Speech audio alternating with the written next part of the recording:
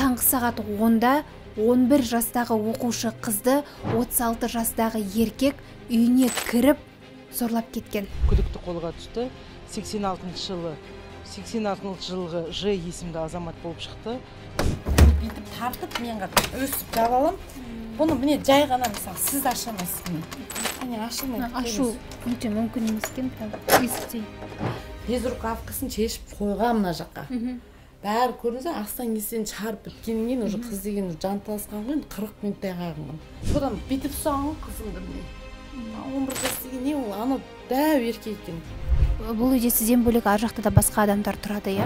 Бұл жерде тұру қаншалықты қауіпсіз жалпы? Көшедегі алқаштарды бүйтіп жібере салмай, жаңа мен қызыма келердің алдында жарты сағат түсіріп кеткен ғой милициялар. Алматы қаласында бүгін сұмдық жағдай орын алды.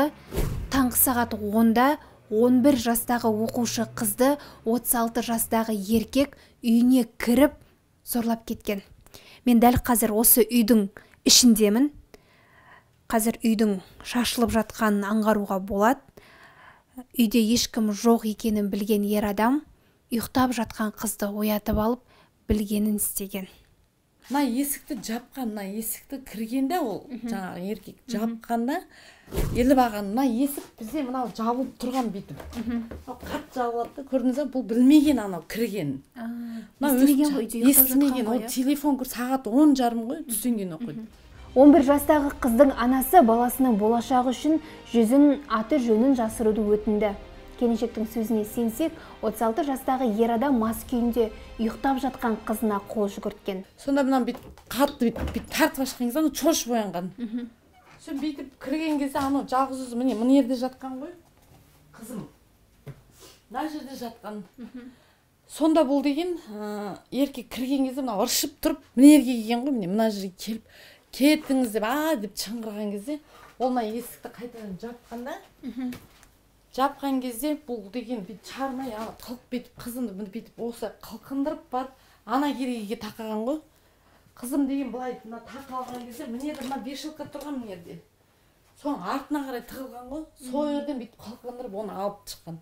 Содан ағатай деп не тиіспеңізші деп сөйткен ғой, мен өлтірейін деп.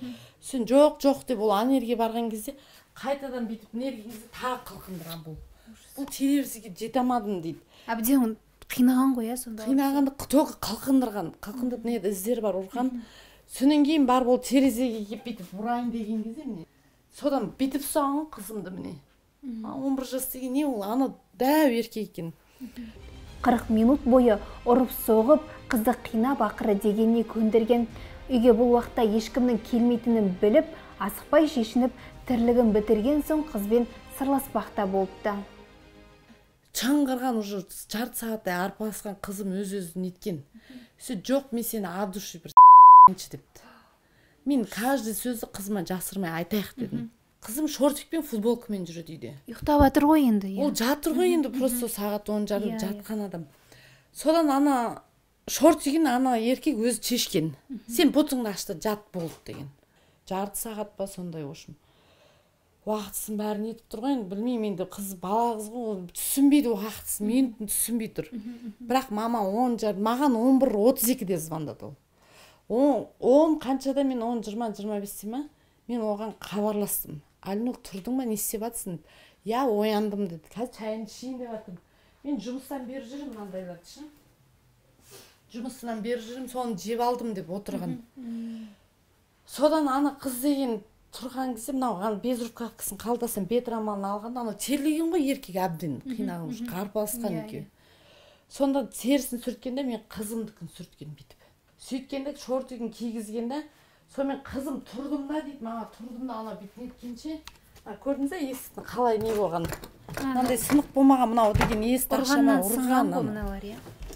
Арпалысқан мынаның бәрі көрдіңіз бе? Соны деген қызым деген бүйтіп ашып, мына есікті ілініп тұр ғой енді. Ашамай чайын деп тұрсам, мына есігі менде былай жабылып. Көрдіңіз бе? Бұл қыздың шамасы келмейді бұған. Мынаны былай бүйтіп тартып, мен өсіп жабалам. Бұны міне жай ғана мысалы сіз ашамайсыз міне. Ешкім ашамайды бұны. Кәне көрейік. Ашылмайды. Ашу мүлде мүмкін емес екен, прям есіктей. Таңертең сонда жабуды ұмытып кеткен ба қыз сіз ол кеткеннен кейін? жаба алмайды, түсінесіз бе? Біз жұмысқа кеткеннен кейін мен мына есікті жабамын да, мынаны жабамын да құр жауып кетемін. Ал Сөйтіп еркек ол істерін істеген, тірлігін істегенде сөйтіп дым болмағандай кетіп қалған ба? сен асықпа дегенде ол еркек келіп, мерге келіп жуынған, анеде қызын Білгенін істегеніпті ғой. жуынған, әбден жуынып суын ішкен, анеге қызын тұрғыз қой бей, әбиде болмасын сен. Маған ешқандай ренішің жоқ шығарсың, ертең шуылдатса, міне мынаның бәрін ұстаған ғой ол. Маған деген шуылдатсаң мен шығам, мен сені тауып алам, мен сен мамаңды да бүйтем. Бұлардан әңгіме сұраған, сен кім тұрасыңдар, үшеуің ба? Кетіп қалмаған. Кетпеген, шығамай тұрғаны есіктен сөйтіп жабылған күйі тұр емес па? Содан деген бұл деген шығамай тұрған кезде сөйтіп неде қызым шлепкасын киіп алып, мына шлепка ғой, киіп алып, мынерде тұрдым дейді. Ол мына аяқ киім шешіп кірген екен, ол кіргенде. Мынерге отырып аяқ киім киген. Кигенде мынерде қызым тұрса, қызымды бүйтіп құшақтап, жаным менің алтын мәйвет қыз екесін, ешкімнен етпесін, абида болмасын депті де қолынан бүйтіп сүйгендегі мынердегі ізін қалдырып сүйіп кеткен ғой. Сөйткенде бүйтіп есікті ол дегенде көрдіңіз бе, тартып ашу керек қылмады. Ашқан қызым шығып бара жатса, сен қаққа барасың депті. Сөйтсе деген аға мен де далаға шығайыншы, онда жүр депті де, екеу далаға шыққаннан ол мектептің түбіне дейін бірге барған ғой. Содан қызым қорыққаннан мектептің түбіне дейін барып, я деп барғанда, сол жердегі бір любой қыз отыр дейді, бір қыз отыр дейді, білмеймін, танымаймын дейді. Бардым да, мен сіздің подругам бола салыңызшы депті. Бір аға қуалап жүр деп. Жарайды деп аны отырғызған. Содан ана қыздың бірге отырғанын көргенде менің қыз, ана еркек. Кет қалған, ол ары кеткен. Сол моментте уже маған звондап тұр ғой. Мамам мені бір еркек кеп қылғындырды. Ана жерін маған кіргізді деп. Мен жұмыста болған мен. Бұл отбасының бір бөлмелі үйді жалдап тұрып жатқанына 1 айға жуық уақыт болған. 2 қызды тәрбиелеп жатқан ана күндіз жұмыста, үлкені сабақта болыпты. 11 жастағы қыз 2-ші ауысыммен оқитын көрінеді. Бұған дейін қыздарын көзден таса қылмайтын ана күндіз үйге кіріп зорлап кетеді деп ойламадым дейді. Мен 8-ден 6-ға дейін жұмыстамын, мен кеш жақын үйдемін. Бұл екеуін қасынан бірге де шықпаймыз, бір кеш жақын шықсақ мен алып шығамын өзім, прогулкаға да шығамыз ол. Бірге жүреміз. Бірақ мен қанша неде тұрмын, бұндай күндіз мен 10:30-да мен осы үшін түнгісі мен кет шықпаймын, мен жалғыз бастан. Күндіз келіп мен сөйткет деген мың ойымда жоқ болмын. Ойламаппын мен тегі. Содан ана бұл нені квартираны жаңағы келдік қой біз енді шулатып, мен ана жұмыстан жаңағы аяқ киімсіз шешінбей уже киімімді ауыстырмай жүгіріп шыққанда бір горки парк жақта істеймін мен. Сол жерде көшедегі әйелдер милиция шақырған ғой, мен успокойтып. Мен тоқтамай енді қызыма жету керек болып тұрмын ғой, связда уже ініме шығып жатырмын, аняққа шығып жатырмын. Қызыма отыр сол жерде қозғалма деп. Сөйтемін да содан келе жатып милициялар келеді, сразу келеді, бір 5-10 минут па, енді уже хабар тарайды ғой енді. Мені алып кетеді, біз қызымызды алып, содан осы жерге уже жиналған бәрі. Сон қызды келеді, қыздан сұрайды жаңағындай допрос. Қалай болды, не болды деп. Сон қызым айтып бер, қысқада нұсқайтшы дейді, енді қорқып тұр ғой немен. Көгерген еш шығып тұрған қыз, сон жарты сағат ана жерім ауырып жатыр деді. Сосын мен деген қазір деп киімін ештеңкесін ауыстырмадық екен, экспертизаға керек деп. Сосын мен тұрдым да, қызымнан сұрады бұлар, танисың ба деді. Ой, танимын көрсем деді, үстінде не бар деп, қара безрукавка не деген кезде, мынау ма деп аналар сурет көрсетеді ғой. Олар жарты сағат бұрын оны ана жақтан көрген екен, Аликада ұйықтап жатқан. Көргенде түсіріп кет қалған ғой. Ол үнген тұрған кезде айланып бос жерге келіп отыр ғой.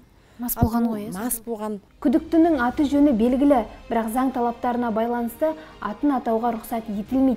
Бірақ қыздың туыстары суретімен бөлісіп жариялауды өтінді. 36 жастағы азамат бұрын дәл осы үйді жалдап тұрған.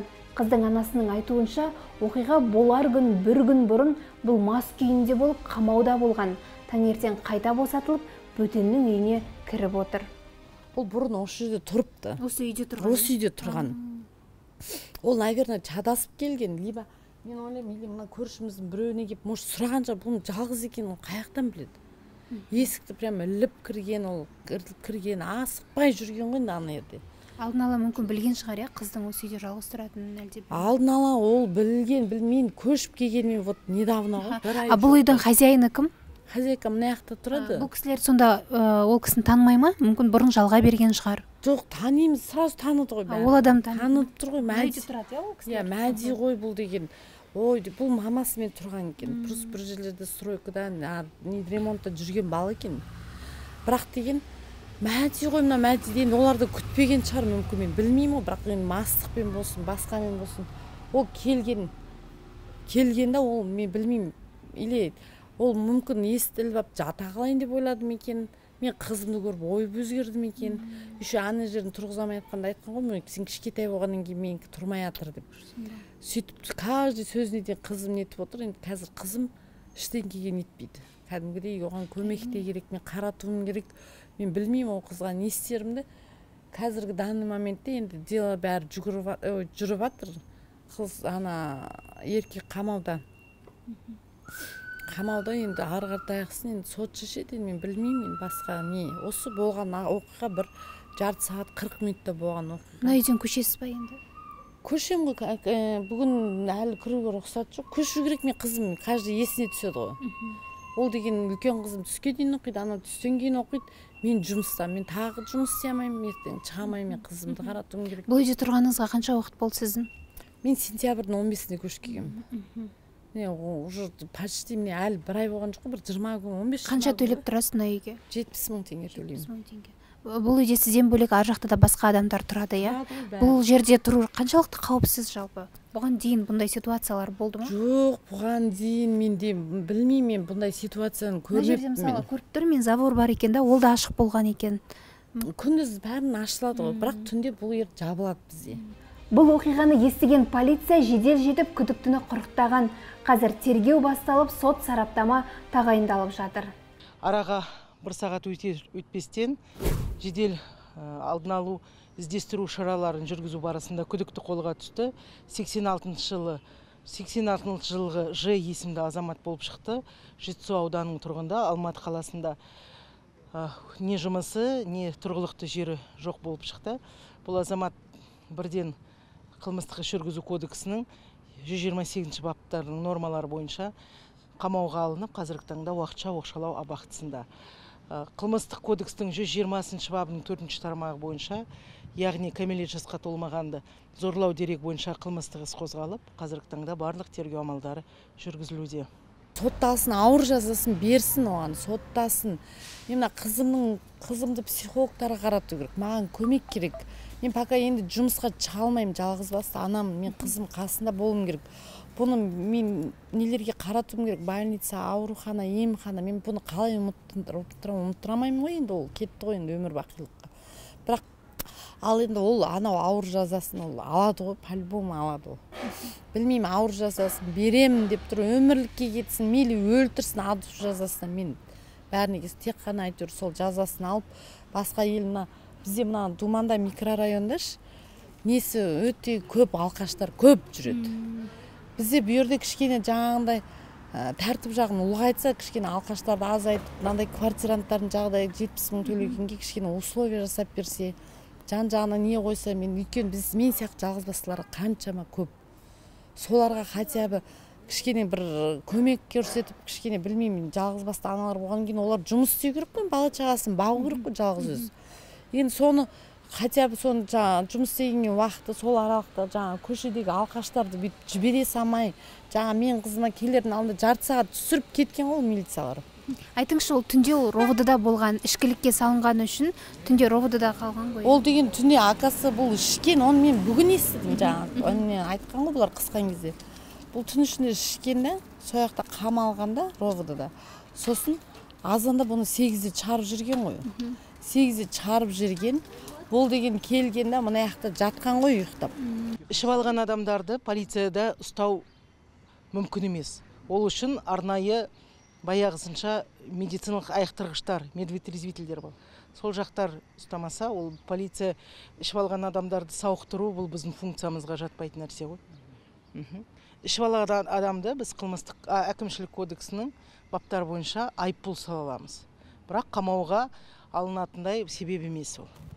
Құзырлы органдардың айтуынша, ішімдікке салынған азаматтарға тек әкімшілік жаза тағайындай алады, ал оларды ұзақ мерзімге қамау заңға қайшы. Сондықтан полиция әрбір ата-ана балаларын көзден таса қылмай жауапкершілікпен қарауды сұрайды.